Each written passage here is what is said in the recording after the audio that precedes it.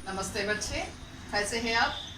मैं वानी TSMS चिलकोडू से आपको संज्ञा के बारे में बताने आपके सामने। तो चलिए कि संज्ञा क्या है।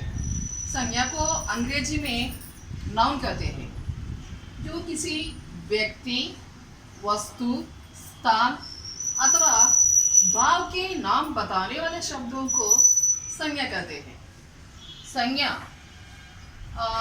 किसी व्यक्ति का नाम, व्यक्ति राम, वस्तु का नाम कुर्सी, ऐसा स्थान हैदराबाद, डोरनकल, ऐसा प्राणी अथवा भाव के नाम, हमारे मन में जो भाव होते हैं उसको प्रकट किए जाने वाले भाव, माना मिठास, बचपन, हरियाली, ऐसा शब्द ओके, ये सभी संज्ञा के अंतर्गत आते हैं। माना जिन्हें सभी वस्तुओं के नाम बताने वाले शब्दों को हम संज्ञा कहते हैं। यहाँ देखें तो संज्ञा 5 भेद है, 5 प्रकार है।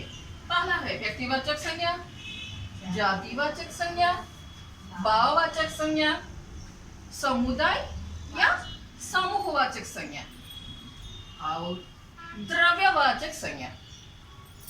तो चलिए कि हमें पहले व्यक्तिवाचक संज्ञा के बारे में जानेंगे। यह व्यक्तिवाचक संज्ञा है जो संज्ञा किसी विशेष व्यक्ति, वस्तु, स्थान का बोध कराता है, उसे व्यक्तिवाचक संज्ञा कहलाता है। विशेष व्यक्ति, वस्तु, यह देखो तो उदाहरण तुलसीदास, हैदराबाद, भगवद गीता आदि। वाक्य देखें तो गंगा हिमालय से निकलती है। यह गंगा, हिमालय व्यक्तिवाचक संज्ञा के रूप में हम लेते हैं। वाल्मीकि ने रामायण लिखी, यह वाल्मीकि रामायण हमें व्यक्तिवाचक संज्ञा के अंतर्गत लेते हैं। समझे बच्चे? तो चलिए कि दूसरा जातिवाचक संज्ञा के बारे में जानेंगे। यह जातिवाचक संज्ञा ले ले तो जो संज्ञा एक जाति के सभी व्यक्ति, वस्तु या स्थान आदि को बताता है, उसे जातिवाचक संज्ञा कहते हैं। उदाहरण के रूप में पशु, पक्षी, पर्वत, किताब आदि। शेर, बाघ, चीता आदि जंगली जानवर है। यह जानवर, शेर, बाघ आदि जातिवाचक संज्ञा के अंतर्गत आते हैं। और लड़का पुस्तक पढ़ता है, लड़का पुस्तक, ये दोनों जातिवाचक संज्ञा है। समझे बच्चे? तो आपको इन दोनों में अब फर्क बताऊंगी। देखिए कि जातिवाचक संज्ञा और व्यक्तिवाचक संज्ञा, इन दोनों में आपके कंफ्यूजन मत हुई है। बताऊंगी कि देखिए तो वह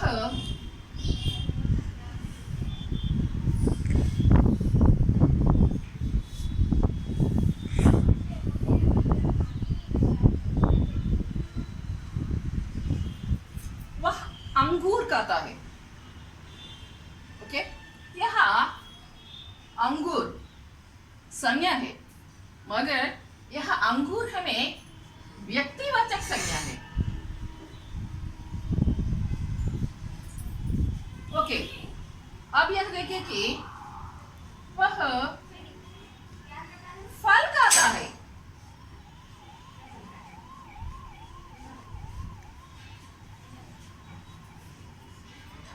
यहाँ हमें फल को जातिवाचक संज्ञा के रूप में लेते हैं। फल एक जाति है और अंगूर विशेष फल के बारे में बता रहे हैं। हम विशेष फल के बारे में बता रहे हैं, इसीलिए अंगूर व्यक्तिवाचक संज्ञा है और फल जातिवाचक संज्ञा है। यहाँ हमें नदी भी देखे तो हम चलते हैं कि तीसरा भाववाचक संज्ञा। भाववाचक संज्ञा, जो संज्ञा किसी विचार, भाव स्वभाव आदि के बारे में बताता है उसे भाववाचक संज्ञा कहते हैं। उदाहरण, मित्रता, चोरी, बुढ़ापा, मिठास आदि। किसी से भी शत्रुता नहीं करनी चाहिए। यह शत्रुता हमें भाववाचक संज्ञा के अंतर्गत आता है। बचपन बहुत मधुर होता है। बचपन बहुत मधुर होता है, इसमें बचपन भाववाचक संज्ञा के अंतर्गत आते हैं। मैं देखो तो किसी वस्तु को या किसी प्राणी को हमें विचार, हमारे मन में जो विचार आता है, उसकी जो भाव आते हैं, उसे हमें भाववाचक संज्ञा के अंतर्गत लेते हैं।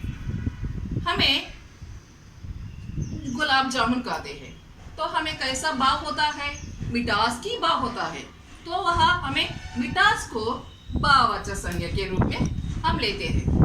और ऐसा ही आपको बताना है तो सभी प्रत्यय वाले शब्द भाववाचक संज्ञा के अंतर्गत आते हैं। याद रखिए कि बच्चे, सभी प्रत्यय वाले शब्द भाववाचक संज्ञा के अंतर्गत आते हैं।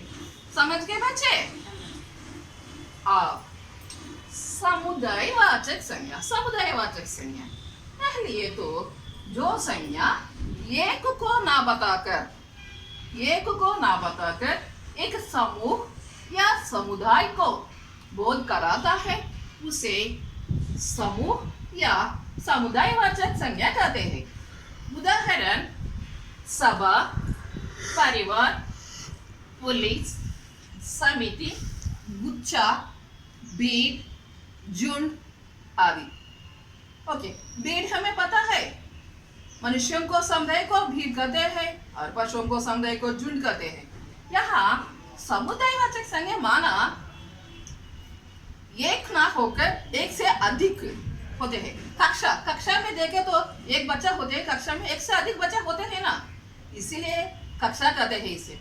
ओके, कक्षा, ये छात्रों को समुदाय है कक्षा, इसीलिए हमें कक्षा को समुदायवाचक संज्ञा के रूप में लेते हैं। हमारी कक्षा में 50 छात्र है, यहाँ कक्षा समुदायवाचक संज्ञा है। हमारी सेना देश की रक्षा करती है। सेना माना आपको पता है, हमारी सेना देश की रक्षा करती है। सेना माना केवल एक व्यक्ति होता है, नहीं है ना, इसीलिए सेना हमें समुदायवाचक संज्ञा के रूप में लेते हैं। और गुच्छा, फूलों का गुच्छा होता है ना, फूलों के गुच्छा में एक फूल होती है तो उसे फूलों की गुच्छा कहते हैं, नहीं है ना। कई फूलों को, समुदाय को हमें गुच्छा कहते हैं। ऐसा ही वस्तुओं को हमें समुदायवाचक संज्ञा के रूप में बताते हैं। समझे बच्चे? समझे? आओ आखिरी है द्रव्यवाचक संज्ञा। राशि या ढेर के रूप में पाए जाने वाले वस्तु, धातु, द्रव्य पदार्थ आदि द्रव्यवाचक संज्ञा के अंतर्गत आती है। यहाँ राशि, जो वस्तुओं को एक राशि के रूप में लेते हैं, माना मिट्टी, मुट्ठी भर मिट्टी, रेत, सोना, चांदी आदि खनिज पदार्थ, ऐसा तेल, पानी, तांबा, ऐसा वस्तुओं को हमें द्रव्यवाचक संज्ञा के अंतर्गत लेते हैं। यहाँ देखिए तो उदाहरण के रूप में वाक्य देखिए कि मैं हर दिन दूध पीता हूँ। यहाँ हमें दूध को द्रव्यवाचक संज्ञा के अंतर्गत लेते हैं। आजकल स्वर्ण के मूल्य बढ़ते ही जा रहे हैं। स्वर्ण हमें द्रव्यवाचक संज्ञा के रूप में लेते हैं। तो धन्यवाद।